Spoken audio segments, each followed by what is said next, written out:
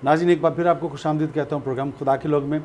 Break में जाने से पहले हम बात कर रहे थे खादम के वाले से, तो मैं चाहूँगा कि ये आयत आप ज़रूर पढ़ें ताकि फिर हम अपने तरफ जो है वो चलें। मैं उन बहन भाइयों के लिए ये आयत पढ़ना चाहता हूँ जो खुदा के खादमों के लिए नेगेटिव सोचते हैं।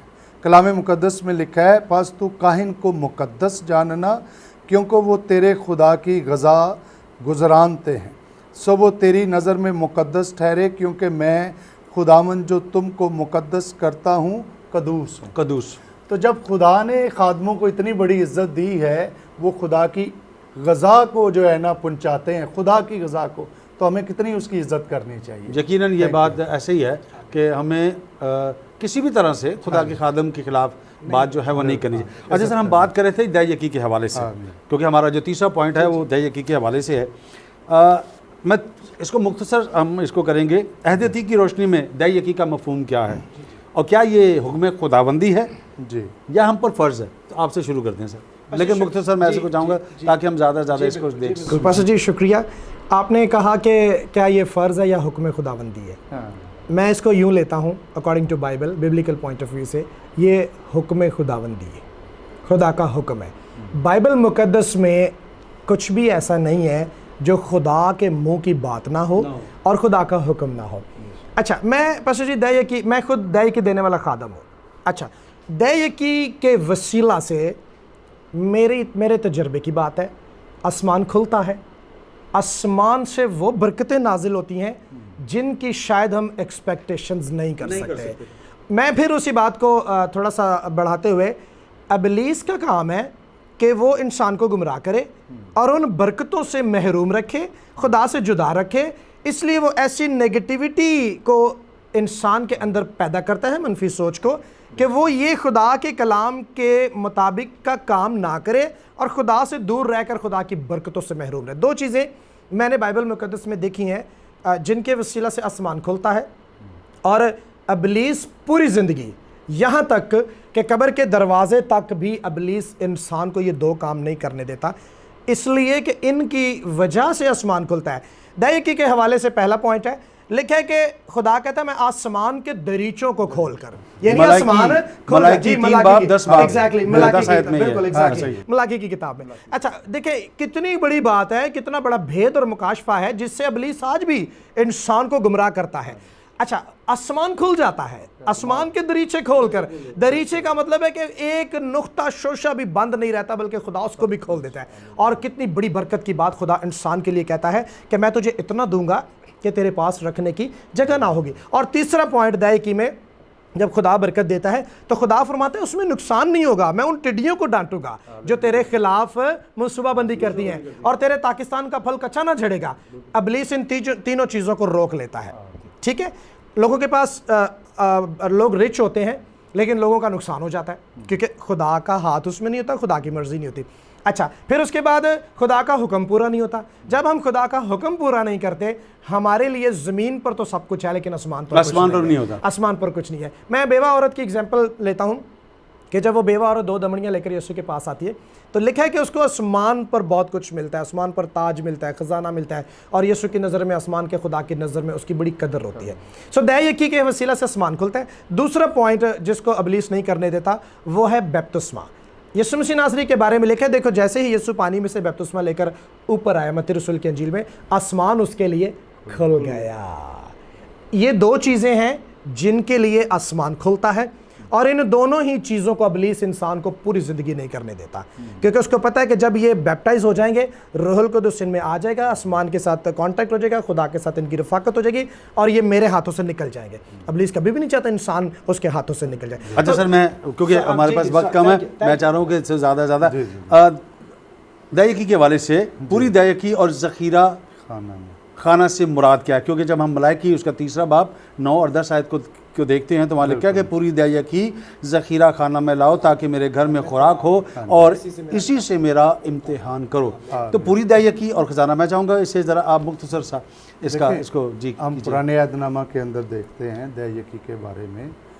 मैं थोड़ा सा वक्त को सामने रखते हुए, दय यकी जो है, कई लोग कहते हैं कि ये शरीयत का कानून है, देखिए अगर हम पैदाइश की किताब में दह यकी की इब्तदा देखें तो ये अब्राहम ने पैदाइश 13वें बाब की 21वीं आयत से शुरू किया। फिर उसने सारी चीज़ों का, हम तो तनख्वाह की बात करते हैं ना, ये उसने सारी चीज़ों पे दह यकी दी, अपने सारे माल पे, और मलके सदक को दी, और खुदा ने उसको बढ़ाना शुरू किया। फिर उसके बेटे पोते को देखते हैं हम, इसहाक के बेटे याकूब को देखते हैं, तो इसहाक ने भी उसी तरह काम किया। अब जहाँ तक रह गई बात कि सारी दह यकी ज़ख़ीरा खाना, देखिए हैकल के अंदर एक बैतुल माल है जहाँ पर जितने भी काहिन हैं वो शहरों से, गांव से, जगह ब जगह से दह यकी इकट्ठी करके वहाँ पर लाते, जमा करते, और वहाँ से फिर काहिन का भी हिस्सा निकलता, फिर हैकल के कामों का भी निकलता, और अगर कोई बेवा, कोई यतीम या कोई ऐसे लोग होते जो ज़रूरतमंद, उनका भी। अब कई लोग कहते हैं जी दह यकी जो है ना, मैंने वहाँ फलाने को, मुझे से मुराद ये है कि मैं आम मेंबर होते हुए मुझे ये हक नहीं है कि मैं दह यकी अपनी मर्ज़ी से, काहिन या चर्च इसको प्रॉपर तौर पर इस्तेमाल करता है। आप किसी का कफन भी लेकर दह यकी से उसको नहीं पहना सकते। और यहाँ पे हर बंदा खुद आलम बना हुआ है। बाइबल को हम खुद तो पढ़ते नहीं हैं और ना दूसरों से सुनते हैं, तो बाइबल हमें कहती है कि आप पूरी दह यकी, ज़ख़ीरा खाना से मुराद है कि चर्च के अंदर जो बैतुल माल है, जो मौजूदा दौर में भी, हम पाकिस्तान में भी एक बैतुल माल है, तो ये एक ख़जाना है जहाँ पर सारा हदिया जात इकट्ठे होते हैं। एक और सॉरी मैं बात को, ये गालबन एबार की किताब में है ये बात, वहाँ पर ये बात लिखी है कि अगर हैकल बहुत दूर है, आप वहाँ नहीं जा सकते, तो आप उस दह यकी को क्या करो, अपने घर वालों के साथ इस्तेमाल कर सकते हैं, लेकिन ये रोज़ का नहीं है चक्कर। और लो जी अब आपने बाइबल में तो पूरी बात पढ़ी नहीं, वहाँ लिखा है जी आप दह यकी खाएं। अगर आप वहाँ पहुँचा नहीं सकते, आप पहुँचाने की सलाहियत नहीं है, अब तो इजी पैसा है, आप अपनी दह यकी इजी पैसा से बेच सकते हैं, अपनी दह यकी अपने बच्चे के हाथ बेच सकते हैं, ताकि वहाँ से। अब जब चर्च के अंदर ही माल नहीं है, पादरी के पास ही माल नहीं है, तो आप उनसे कहें जी हमें राशन दिला दो, हमें जो ना बेवा को दिला दो। अब बेवा यतीमों का भी मैं आपको ज़रा बता दूं, तीमुथियुस के ख़त के अंदर लिखा है, बेवा उसको जान जो खुदा के साथ लगी हुई है। ये आवारा फिरने वाली औरतें बेवा नहीं हैं, या इस लेवल की या उम्र की हो, ऐसी हो कि वो अपनी शादी करे, वो अपने लिए मज़ीद बच्चे पैदा करे। अगर उसके बच्चे कमा रहे हैं, उसके ज़राए हैं, तो उसको बेवा में शुमार नहीं करना चाहिए। सर मौजूदा दौर के अंदर क्या दह यकी का जो तसर्रुफ़ है, उसका जो इस्तेमाल है, वो शरई एतबार से पूरा हो रहा है या नहीं हो रहा? आप क्या कहना चाहेंगे? सर हकीकत तो ये है, जैसे हमारे मौजू में हम काफ़ी इस बात को डिस्कस कर रहे हैं कि हमारी जो जंग है वो किसी इंसान के साथ नहीं है, बल्कि अबलीस के साथ है। अच्छा, अब अबलीस की कोशिश पूरी ये है, उसकी जॉब ये है, वो ज़मीन पर ये काम भी कर रहा है कि वो इंसान को अपने साथ मिलाए और जहन्नम की आग में ले जाए। खुदा की और खुदा के लोगों की कोशिश ये है, यही जंग है ना, कि वो इंसान को आसमान की बादशाही के लिए तैयार करे, यीशु मसीह पर ईमान लेकर आने के लिए कायल करे, उसके कफ़ारा को कबूल करे।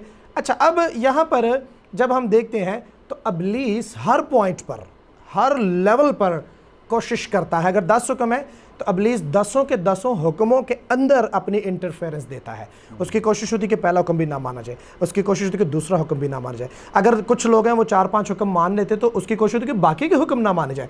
तो दह यकी के हवाले से अगर आज हम इसकी डिलीवरेंस को देखते हैं तो पापा से माजरत के साथ ये सच्चाई मैं बयान कर रहा हूँ, आज उसकी डिलीवरेंस हमारी हैकलों में सही नहीं हो रही है, वैसे नहीं हो रही जैसे जैसे बाइबल कहती है। और उसका रिजल्ट हमें क्या मिलता है कि हमारी कलीसियाएं, हमारे ख़ानदान, हमारे घर, हमारी बेटियां, हमारे बेटे उस लेवल पर जाकर उस बरकत को रिसीव नहीं कर पा रहे जो खुदा देना चाहता है। मैं एक एग्जांपल आपको देता हूँ। एक खादम है, उन्होंने अपनी 10वें हिस्से को मतलब उनके पास 10वां हिस्सा था, तकरीबन 10 लाख रुपए, 10 लाख रुपए, वो 10 लाख रुपए उन्होंने खुदा की राह में 10वां हिस्सा लगा दिया। कुछ दिनों के बाद उनको उस 10वें हिस्से के रिटर्न में 3.25 करोड़ रुपए मिले। There is blessing. तो हमें इब्लीस की सोचों और ख्यालों को कुचलना है, और जो खुदावंद का कलाम हमें कहता है कि हमने देनी है, खुदा का हुक्म है और देनी है, वो हमारा नहीं है, वो खुदा का हिस्सा है। खादिमीन का इसमें किस हद तक हिस्सा है, और अगर चर्च में लाई जाती है तो फिर बाकी के जो इसको कितने हिस्सों में तकसीम किया जा सकता है? सर आप बताइएगा। जी देखिए, इस्तशना की किताब में ये बात लिखी है कि जो दै यकी है ना, ये पूरी की पूरी लावी का हक है। ठीक है जी।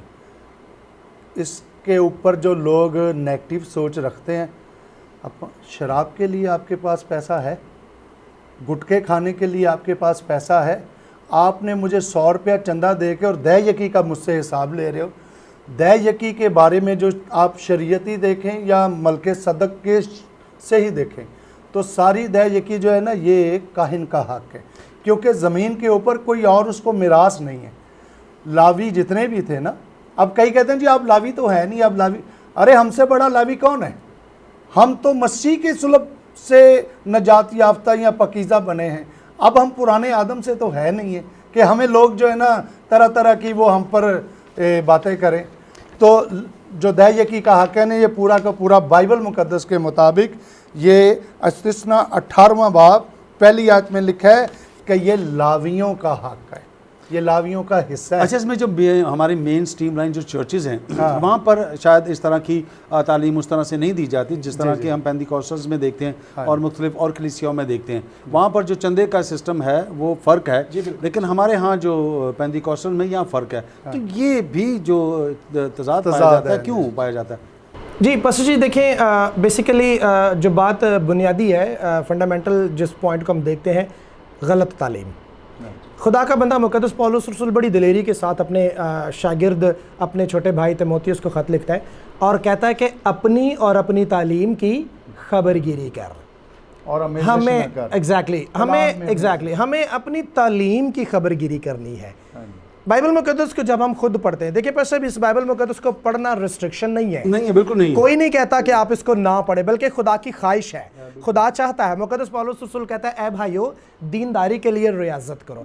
बस जब मेरा तजर्बे की बात है, जब मैं खादम नहीं था, खुदा ने जब मुझे चुन लिया, तो मेरा जो टर्निंग पॉइंट था, जो मैं गवाही के तौर पर ये बताता हूँ, बहुत सारी ज़िंदगियों का इससे ईमान पैदा होगा।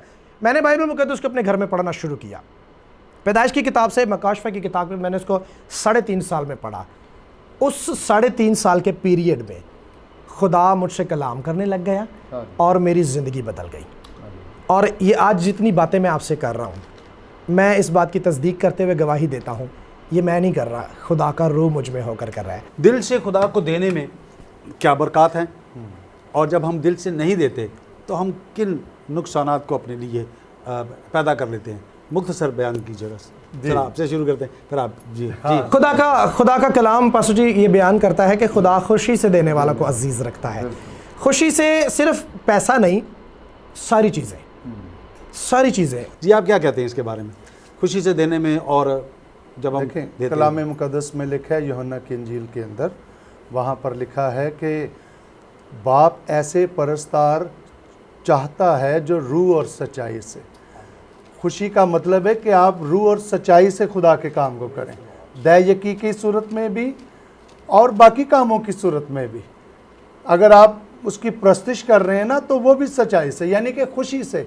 ये नहीं है कि लोगों को दिखावे के लिए, जिस तरह वो हैकल के अंदर बेवा के हवाले से बात, लोग छन छन करके अपने ख़जाने हला हला कर थैलियाँ जो है ना। अच्छा, अक्सर लोग सिर्फ पैसे की ही बात करते हैं, बाकी की जो दै यकी है उस पर शायद गौर नहीं करते।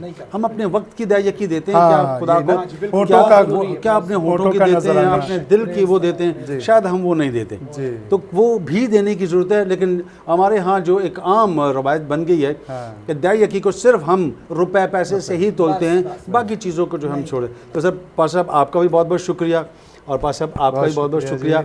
यकीनन वक्त कम होने की वजह से बहुत सी चीज़ें रह जाती हैं और बहुत सी चीज़ों पर हम बात कर पाते हैं, लेकिन फिर किसी और नशिस्त पर हम चाहेंगे कि ज़रूर जो चीज़ें हमसे छूट गई हैं, रह गई हैं, उन पर भी हम ज़रूर बात करेंगे, ताकि लोग जो हमें सुन रहे हैं, हमें देख रहे हैं, खुदा के कलाम को सीखें, जानें और इससे बरकत को हासिल करें। तो आप एक बार फिर आप दोनों का शुक्रिया अदा करना चाहूँगा। आपका बहुत शुक्रिया, गवाही चैनल का शुक्रिया कि इस चैनल की मार्फत हमने उस कलाम को पूरा किया कि जाओ पूरी दुनिया के सामने, खलक के सामने, पूरी दुनिया, पूरी खलक के सामने अंजील की बना। थैंक यू जी, थैंक यू वेरी मच। नाज़रीन, आज के इस प्रोग्राम को आपने देखा भी और सुना भी। यकीनन जब हम शिफा के हवाले से बात करते हैं, जब हम मुआज़ा के हवाले से बात करते हैं, तो हमारी ज़िंदगी का ये निचोड़ है। जब हम उसके साथ पवित्र हो जाते हैं और हम ईमान के साथ जब मांगते हैं, तो यकीनन हमारे लिए शिफा भी मौजूद होती है और हमारे लिए मुआज़ा भी जन्म लेता है। जहाँ तक देने की बात है, तो यकीनन जब हम दिल से देते हैं, हम अपनी नीयत से देते हैं। आप देख सकते हैं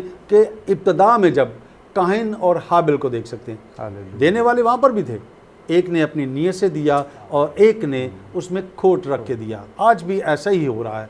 हमें अगर देना है तो हम नीयत से दें। तो फिर मेरे लिए और आपके लिए वो कहता है कि मैं आसमान के दरीचों को तुम्हारे लिए खोल दूंगा और बरकतें वो नाज़िल होंगी। इसी के साथ आपसे इजाज़त चाहूँगा। आप पर डिपेंड करता है कि आपने इस बात को किस तरह से अपनी ज़िंदगी में लेना है। इसी के साथ आपसे इजाज़त चाहूँगा। आपसे फिर मुलाकात होगी एक नए प्रोग्राम में, नए मेहमान के साथ और नए मौजूद। तब तक अपना ख्याल रखें, खुश रहें और औरों में खुशियों को बांटें। और जो तोड़े खुदा ने आपको दिए हैं, उन तोड़ों को उसके नाम के लिए, उसके जलाल के लिए इस्तेमाल करें। और चलते चलते हमेशा आपसे एक बात कहता हूँ, अपने बुज़ुर्गों का ख्याल रखें, ख़ास तौर पर अपनी माँ का ख्याल रखें। आमीन। खुदा आप सबको बरकत।